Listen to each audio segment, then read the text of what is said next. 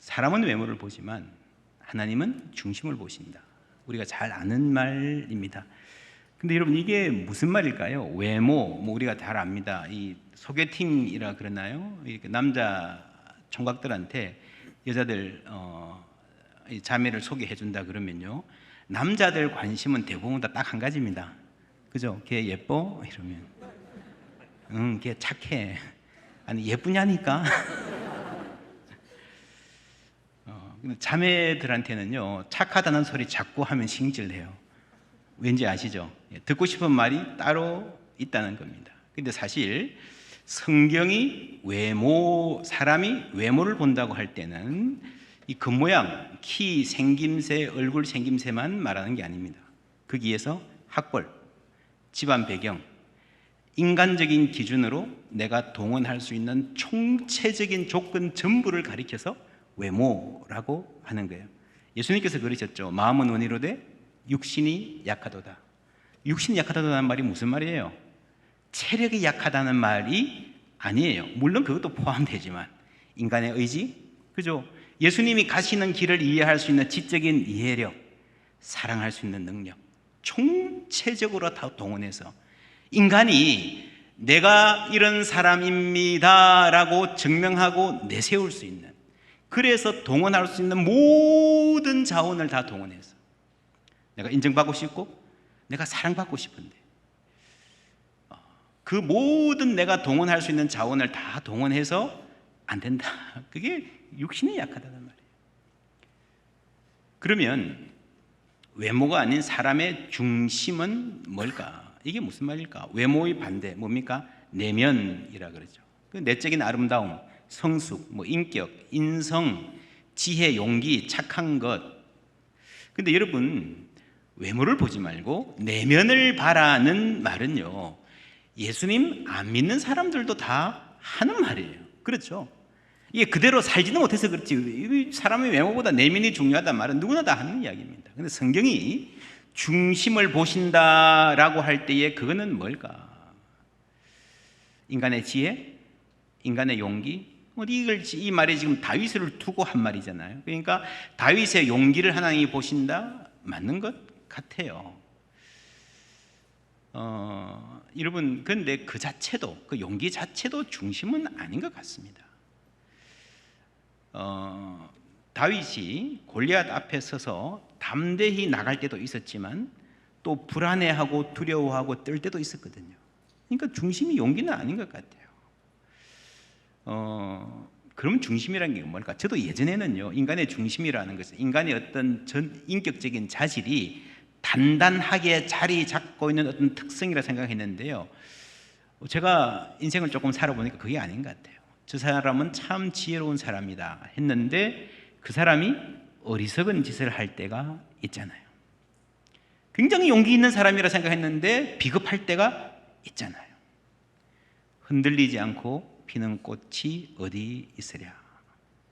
그게 무슨 말일까요? 사람에 대한 말이거든요. 예수 잘 믿으면, 성령 충만하면 흔들리지 않을까요? 훌륭한 목사님들은 흔들리지 않을까요? 여러분, 사람은 외모를 본다. 이것을 다윗을 두고 한 말인데요, 누구에게 한 말입니까? 선지자 사무엘. 그렇죠?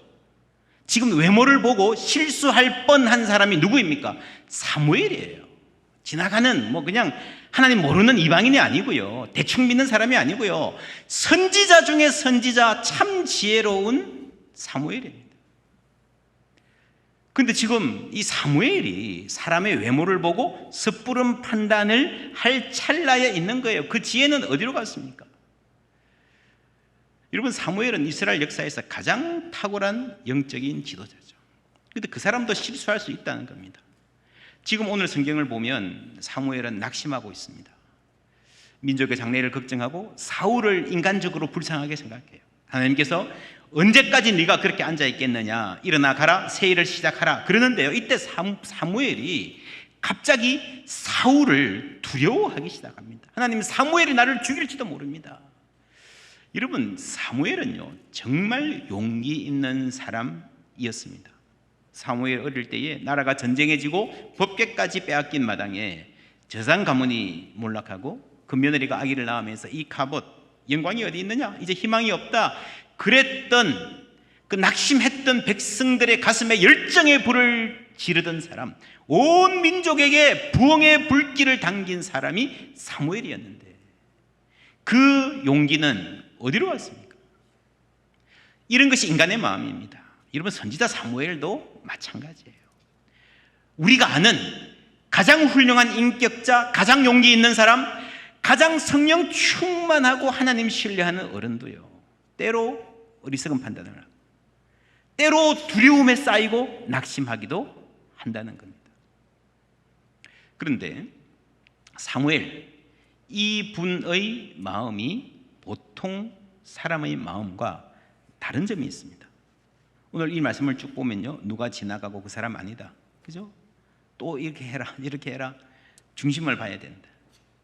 이 사무엘의 마음속에, 사무엘이 다른 게, 사무엘이 다른 사람들보다 아주 특별하게 지혜롭다, 용기 있다, 그게 아니고요, 이 사무엘의 마음 속에서 하나님과 대화가 일어나고 있다는 점, 그게 다른 거예요.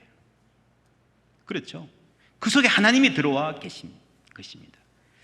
여러분, 누구에게도 말 못하는 근원적인 두려움, 그것까지도 하나님께 내어 보이고 대화하고 응답받고 하는, 그래서 이 사무엘의 마음은요, 끊임없이 하나님과 대화가 일어나는 자리입니다. 그게 중심입니다. 여러분, 인간의 중심은 지혜든 용기든 어떤 자질이 꽉 차 있다, 그게 아니고요, 비어 있어요. 그리고 관계하는 능력입니다. 옛날 이 그리스 로마 시대에는 이 도시와 온 우주와 인간을 아주 이렇게 유비해서 함께 보는 그런 시각이 있었습니다. 인간이 소우주라고 보고, 이 폴리스, 도시도 소우주예요. 여러분, 그리스 로마 도시에 가보면요, 맨 중앙에는 광장이 있습니다. 로마에는 포럼이라 그러죠, 포럼. 그리스에서는 아고라라고 하는데 그건 비어 있는 겁니다. 여러분, 도시의 중심은요, 비어 있어야 됩니다. 그래서 그 안에 활발한 대화가 일어나는 거예요. 거기를 어떤 세력이 꽉 잡고 있으면요, 거기는 이렇게 마비된 도시가 되고 맙니다. 좀 더 쉽게 이야기하면, 여러분 집에 응접실 있죠, 그죠? 리빙룸이라 그러죠. 리빙룸, 삶이 일어나는 공간입니다. 그 응접실은 누구의 방입니까? 누구의 방이죠? 누구의 방도 아니죠. 비어 있죠. 근데 누군가가 와가지고 나 오늘부터 여기 살란다 하고 이불 펴고 누우면요, 어떻게 됩니까? 다 자기 방에 들어가서 나올 수가 없잖아요, 그죠? 그러면 집 안에 대화가 되지 않습니다. 여러분, 가정의 중심은 비어 있어야 됩니다. 도시의 중심도 그렇고요, 인간의 중심도 마찬가지입니다. 물론 때로 어떤 무엇이 내 중심을 꽉 채우고 있는 경우가 있습니다. 그 중심에 열등감이 있으면 열등감의 사람이 되는 거고요, 욕심이 있으면 욕심의 사람이 되는 거고, 음란이 있으면 음란의 사람이 되는 것입니다. 여러분, 그런 노래 아십니까? 내 속엔 내가 너무나 많아, 당신의 쉴 곳이 없네. 아십니까? 여러분, 이게 복음성가예요, 유행가예요? 모르십니까? 복음성가 같아요, 유행가 같아요? 예, 유행가로 알려져 있는데 하드교 씨가 이 노래를 처음 지을 때는요, 하나님의 음성을 듣고 묵상하면서 지었답니다. 내 속에 내가 너무나 많아, 당신의 쉴 곳이 없네 할 때 이 당신 누구 같아요? 애인? 예수님? 약간 헷갈리죠. 사실은 이렇게 약간 헷갈리는 노래가 좋은 노래입니다. 해석의 여지가 있잖아요. 예수 안 믿는 사람들도 부르다가 그냥 여자친구 생각하고 부르다가 이게 주님일 수 있겠구나. 인간의 본질이에요. 인간의 마음의 본질. 그죠? 무슨 말인가 하면요, 주님을 진정으로 마음에 모실 수 없는 사람은요, 친구도 애인도 부모도 마음 중심에 모실 수가 없습니다. 자기 걸로 꽉 차 있기 때문입니다. 내 속엔 내가 너무나 많아. 구약 성경에서 다윗을 부르면서 하나님께서 나는 중심을 본다 그랬는데, 신약에서 다윗만큼 중요한 사람이 바울이죠. 사도행전에 보면은 하나님께서 바울을 부르시면서 이 사람은 내가 택한 그릇이다. 중심, 그릇. 이 두 개가 보면요, 아주 비슷한 상황입니다. 외모로 보면, 인간적인 조건으로 보면 전혀 아닌 어떤 사람을 하나님께서 부르시면서 하신 말씀이 중심, 그릇입니다. 그릇이 뭡니까? 무언가를 담기 위한 거예요. 여러분, 그릇의 가치는요, 그 자체에 있는 것이 아니라 무엇을 담느냐에 따라서 귀하기도 하고 천하기도 합니다. 그릇은 그 그릇의 표면이 아니라 비어있는 공간이 중요합니다. 담기 위해서라는 겁니다. 여러분, 이 그릇이라고 하나님이 바울을 부르셨는데, 이 바울은 평생에 이 그릇이란 마을을 깊이 각인하고 살았던 것 같습니다. 그래서 자신의 삶에 대해서 고민하고 기도하고 투쟁하다가 오랜 시간이 지나서 고백하잖아요.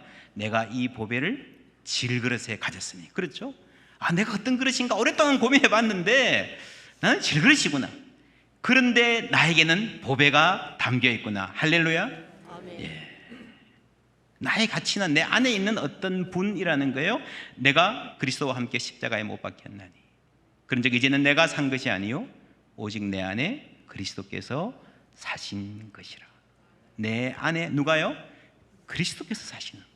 그게 내 삶의 의미입니다 라고 말하는 거예요. 여러분, 사울, 다윗 참 많이 비교가 됩니다. 근데요, 사울도 죄를 짓고 다윗도 죄를 지었습니다. 그렇죠? 여러분, 하나님을 잘 믿으면 어느 단계 이상으로 성숙하면 유혹도 안 받고 죄도 안 짓고 그럴 것 같아요? 그렇지 않습니다. 다윗도 죄를 지었어요. 그렇죠? 왕이 되고 나서도 한참 후에. 여러분, 인간적인 측면에서 보면요, 사울의 죄가 중요합니까? 다윗의 죄가 중요합니까? 그렇죠. 여러분, 인간적인 면에서 보면요, 다윗이 했던 죄, 그죠? 간음과 청부살인, 권력을 이용한 훨씬 더 중요한 죄일 수 있습니다. 그런데 다윗의 인생이 무너지지 않을 수 있었던 이유, 나단이 찾아왔어요. 말을 합니다. 하나님의 음성을 전합니다. 그런데 그 말이 중심에 들어간 거죠. 다윗의 중심에 들어간 거죠. 그때 했던 기도, 시편 51편에 나옵니다. 슬라이드 보여주셔도 좋겠네요. 내가 죄악 중에 출생하였으며 모친이 죄 중에 나를 잉태하였나이다. 중심의 진실함을 어디에요? 중심에. 인생의 아주 중요한 순간에 다윗은 중심이란 말을 가지고 옵니다. 중심의 진실함을 주께서 원하시오니. 여러분, 사무엘이 다윗을 이렇게 안수해서 처음 소년 다윗을 왕으로 세울 때에 하나님이 나는 중심을 본다 그랬잖아요, 그죠? 그 말을 사무엘이 다윗에게 했을까요? 안 했을까요? 성경에는 안 나옵니다. 긴장하지 마시고 상상을 하면 했을 것 같아요? 안 했을 것 같아요? 하나님이 너 중심을 본다 그러더라. 너 도대체 어떤 애길래 하나님한테 중심이 합격했냐? 중심 이런 말을 했을 것 같아요? 안 했을 것 같아요? 제가 성경을 보면 했을 것 같아요. 다윗의 인생에 굉장히 중요한 대목에서 다윗은 중심이란 말을 굳이 씁니다. 다윗의 자기 이해, 이 중심이란 말로 계속해서 연결이 됩니다. 시편 131편에 보면요, 실로 내가 내 심령으로 고요하고 평안하게 하기를 젖된 아이가 그 어미 품에 있음 같게 하였나니 내 뭐가요? 중심이 영혼이 되어 있나요? 우리 성경에 내 중심이 젖된 아이와 같도다 그랬습니다. 여러분, 이 중심은 하나님의 사랑이 와닿는 아주 깊은 곳, 인간의 그 누구의 말도 그 어떤 생각도 다른 사람이 하는 그 어떤 위로도 닿지 못한 그 곳입니다. 요즘 말로는 터치한다 이런 말을 많이 쓰는데요, 본래 성경에 보면 터치라는 말보다 훨씬 더 센 말이 나오죠. 뭐라 그럽니까? 심령과 골수를 찔러 쪼갠다. 그렇죠. 왜 찔러 쪼갭니까? 그 안에까지 들어가는 거예요. 우리의 존재 가장 깊은 곳에 하나님의 말씀이, 하나님의 사랑이 가 닿는 거예요. 하나님께서 우리의 중심에 가 닿으면요, 어떤 일이 일어날 거예요? 사람마다 다릅니다. 어떤 사람은 눈물이 나기도 하고, 어떤 사람은 탄식을 하기도 하고, 어떤 사람은 회개하기도 하고, 어떤 사람은 위로를 받기도 합니다. 다양한 사람의 상황에 따라서요, 하나님을 만나면 다양한 반응이 있습니다. 그런데 그 모든 다양한 반응이 마침내는 하나로 연결되는데요, 그게 뭔가 하면 샬롬입니다. 평안으로 연결됩니다. 요한복음 14장 27절 말씀 보여주시면 다 같이 읽을까요? 평안을 끼치노니 곧 나의 평안을 너희에게 주노라.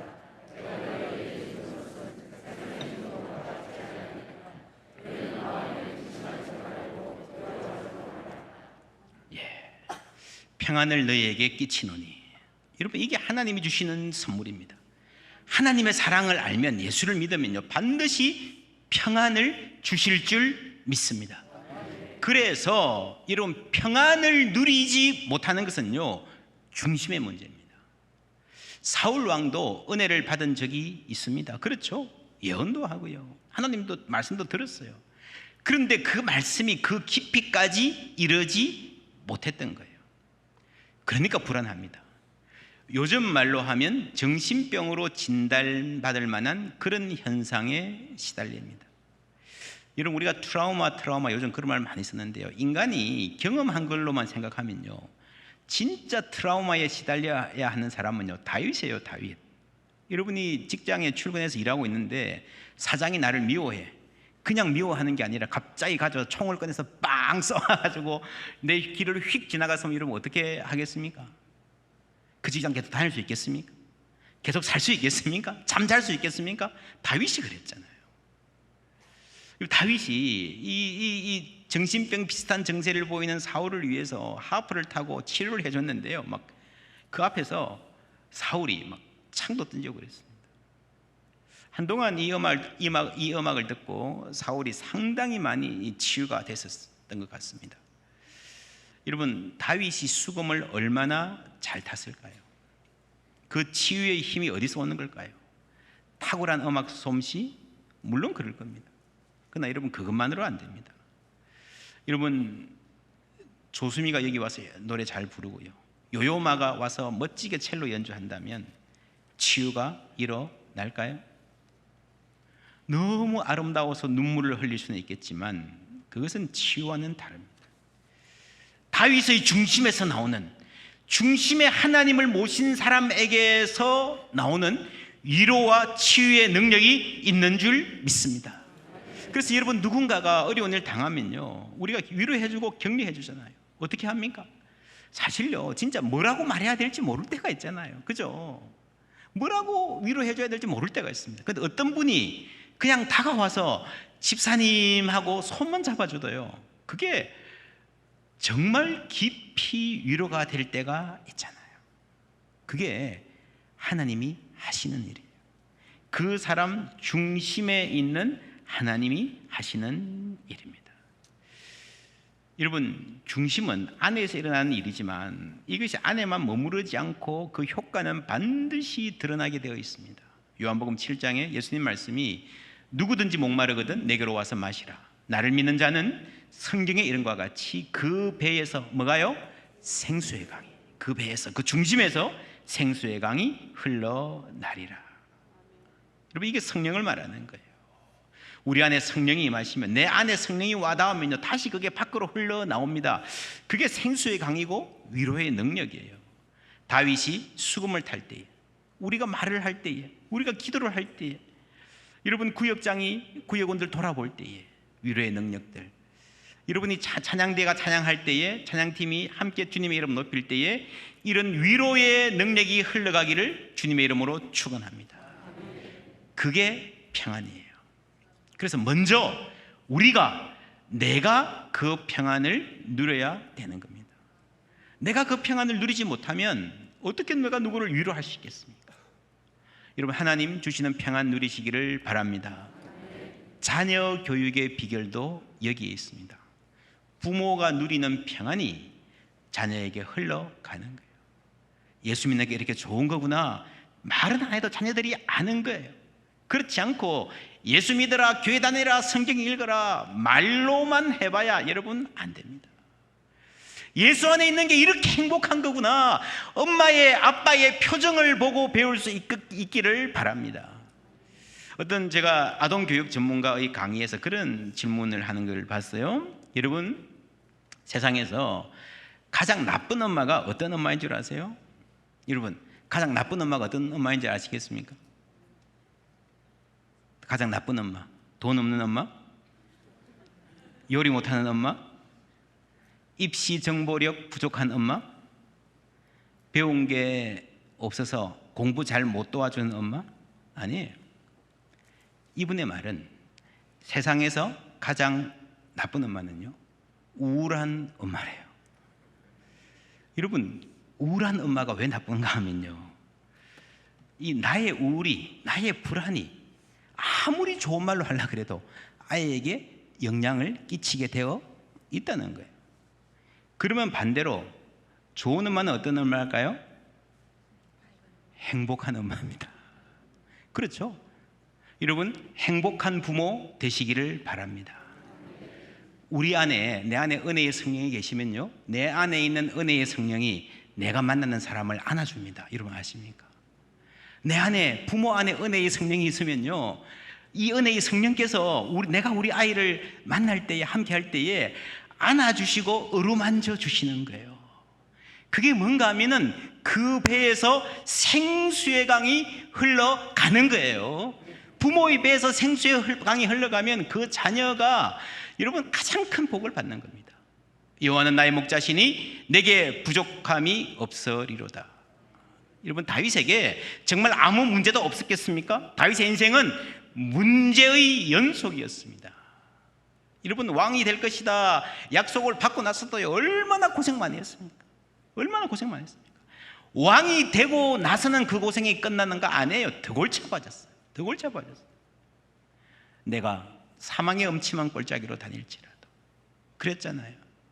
그런데 다윗은 하나님, 제가 저절된 아이처럼, 무슨 말인가 하면 저절 배불리 먹고 만족한, 너무 세상에 아무것도 부러울 것이 없는, 그래서 엄마 품에 잠든 아이처럼 하나님, 나는 만족합니다, 나는 행복합니다 라고 고백한 거예요. 여러분, 내가 행복해야 돼요. 그래서 저는 그렇게 생각해요.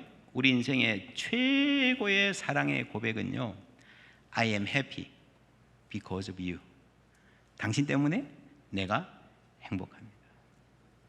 여러분, 딸에게, 아들에게 아빠는 너 때문에 행복하단다.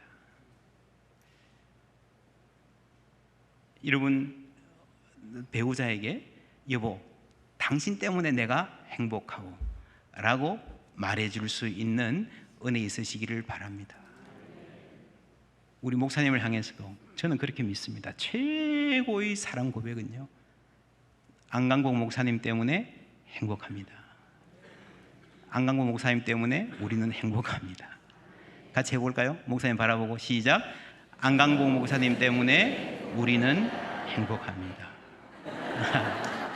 박수 한번 할까요? 예. 여러분, 사랑하면요, 사랑하는 만큼 행복을 보여줘야 됩니다. 나의 행복입니다. 우리 사랑해요. 그런데 한국 부모들은요, 사랑은 하는데 사랑도 인상 쓰며 해. 내가 뼈가 부스러져도 너에게 최고의 것을 해주겠다 이러잖아요. 그러면 아이들은요, 엄마 아빠 생각하면 아, 나 때문에 엄마는 뼈가 부스러지는구나. 나는 없어지면 좋겠구나, 이렇게 생각을 한다니까요. 그러잖아요. 우리는 뭘 잘 줍니다. 정말 내 먹을 거 안 먹고요, 아껴가지고 애들한테 많이 주잖아요. 그죠? 주면서 뭐라 그럽니까? 너 때문에 내가 못 살아 그러잖아요. 여러분, 그래서 여러분 가정이 행복하려면요, 부모가 주님의 은혜로 충만해서 주님 주신 그 기쁨을 누릴 수 있어야 됩니다. 저희 교회에서 제가 지난주에 그런 설교했었는데, 여러분, 심리학자들이 요즘에 웃음과 기쁨에 대한 연구를 굉장히 많이 했습니다. 듀센 미소라는 거 들어보셨습니까? 사람의 사진을 찍어서 웃음을 분석해 보면요, 이게 억지로 웃는 거하고 웃고 싶어서 활짝 웃는 거하고요, 억지로 웃는 게 구분이 된대요. 눈가의 주름, 뭐 턱 모양 다 해보면 구분이 다 됩니다.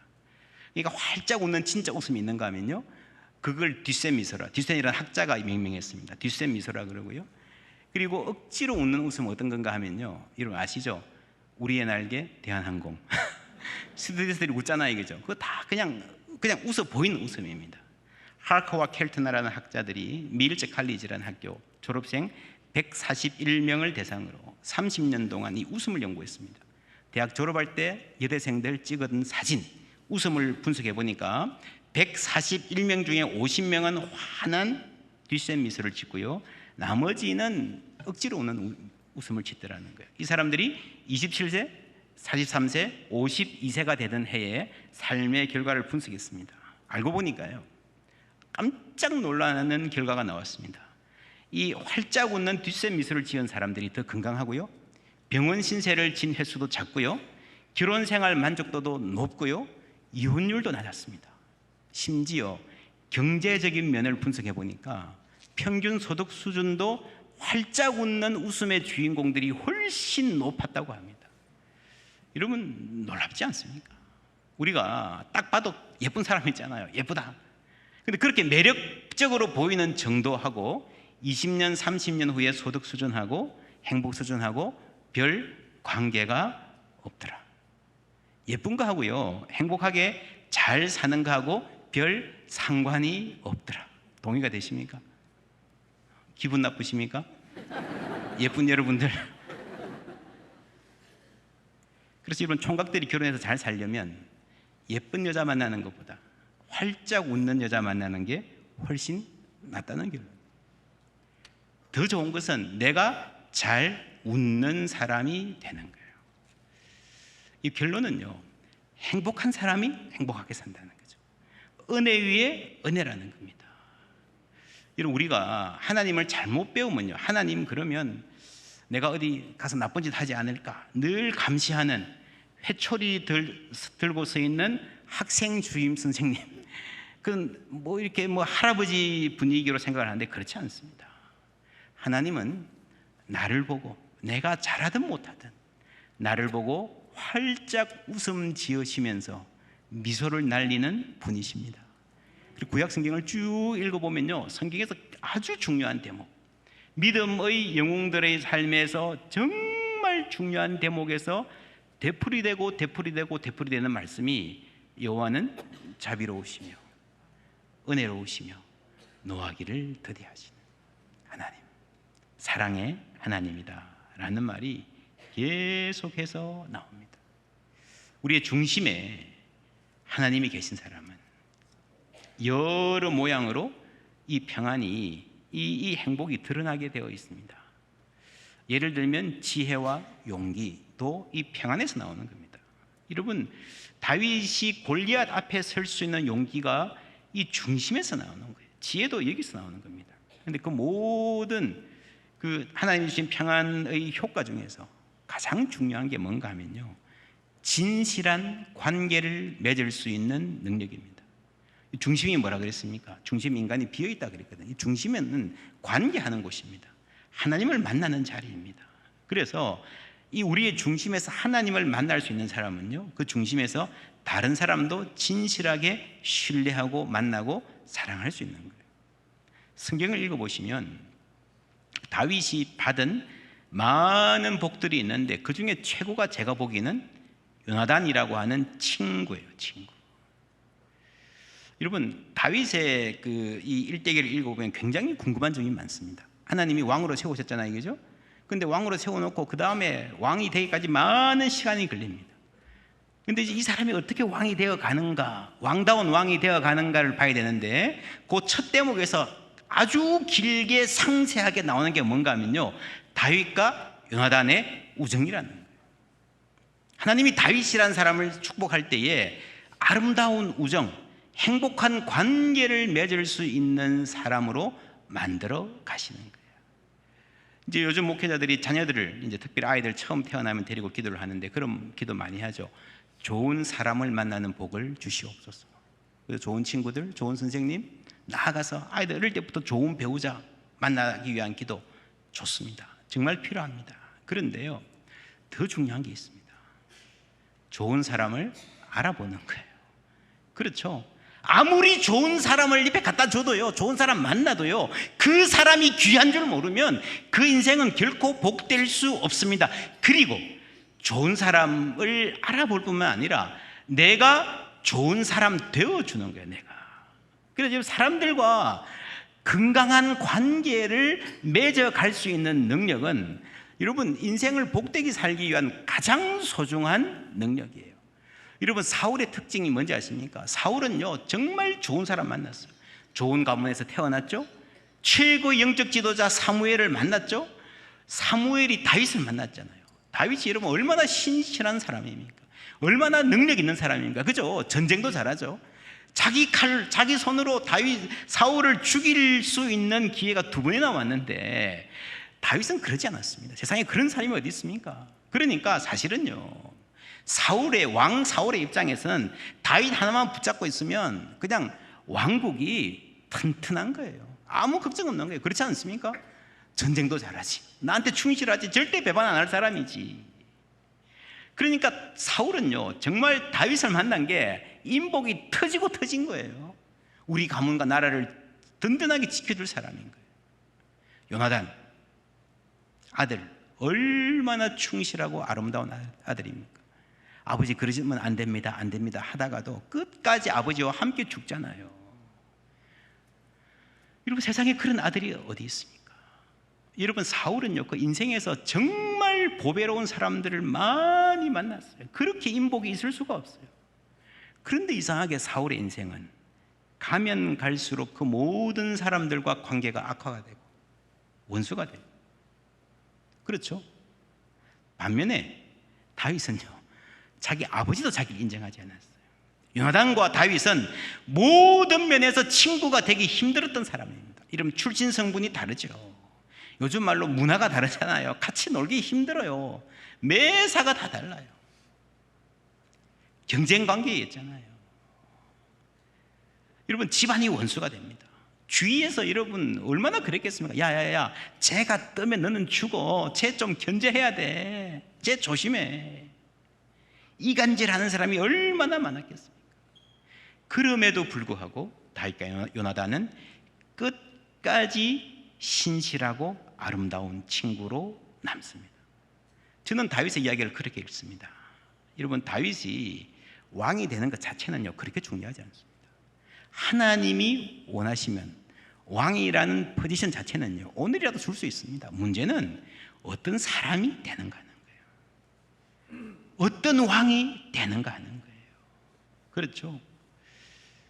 여러분 단순히 다윗이 저 시골 변방의 소년이 목동이 왕이 되어서 출세한다는 이야기를 읽으면 성경을 잘못 읽는 겁니다. 성경이 요나단과 다윗의 우정의 이야기를 아주 상세하게 전하는 것은요 관계가 중요하다는 겁니다. 하나님이 우리를 만들어 가실 때에 주여 하고요 이 하나님 앞에서만 잘하는 사람이 아니라 주위 사람과 복된 관계를 맺을 줄 아는 능력이 있어야 그래야 하나님이 인정하시는 사람이에요. 예수님이 오죽 답답하면 그렇겠습니까? 예배 드리다가 형제의 원망 들을 만한 일이 생각나거든 그만두고 가서 화해하라. 그렇잖아요. 그만큼 중요하다는 겁니다. 우리나라 말에 영어로 번역하면 번역이 불가능한 말이 있습니다. 몇 개 있는데 그 중에 하나가 대표적인 게 잘 먹고 잘 살아라 하는 거예요. 여러분 잘 먹고 잘 살아가 좋은 말이에요? 나쁜 말이에요? 좋은 말이에요? 나쁜 말이에요? 말 그대로 번역하면 좋은 말이죠. 미국 사람들 말하면 그냥 웃을 겁니다. 우리는요 그래 잘 먹고 잘 살아라 그러면 좋아하는 사람 하나도 없습니다. 왜요? 말 자체는 좋은 말일지 모르지만 우리 언제 잘 먹고 잘 살아라 그럽니까? 어떤 사람하고 계속 이제 관계를 가져요. 도와주기도 하고 간섭도 하고 도움도 받고 친하기도 하고 이름 어떠니 말도 하고 그러다가 이 친구하고는 도저히 함께 못하겠다 관계를 끊자 할 때 뭐라 그래요? 잘 먹고 잘 살아라는 거죠. 근데 기분 나빠요. 그 말 들으면. 무슨 말입니까? 잘 먹고 잘 살아도요 관계가 깨어지면 인간은 행복할 수 없다는 겁니다.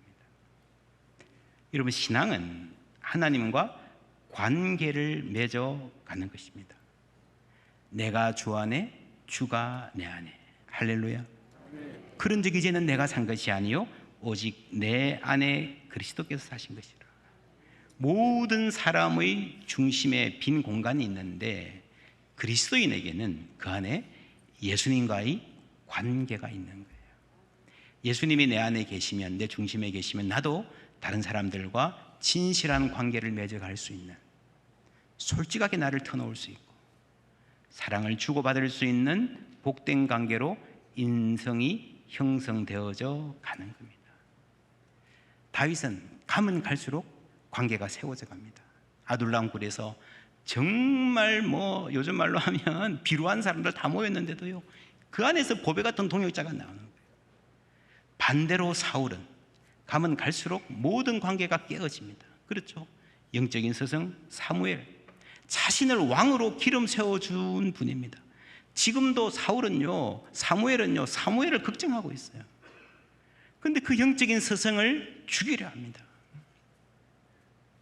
실제로 사울은요 자기 아들 요나단도 죽이려 했잖아요. 그 신실한 아들, 딸 미갈도 정략 결혼에 이용하면서 관계가 허물어집니다. 자기 무덤을 판다, 그런 말 있죠. 자기 무덤을 판다. 여러분, 사람이 하나님께 벌 받는 거는요, 하나님이 여러분 대단히 길을 막고 여러분을 구렁텅이에 빠뜨리고 잘 될 일 못 되게 하고 그러지 않습니다.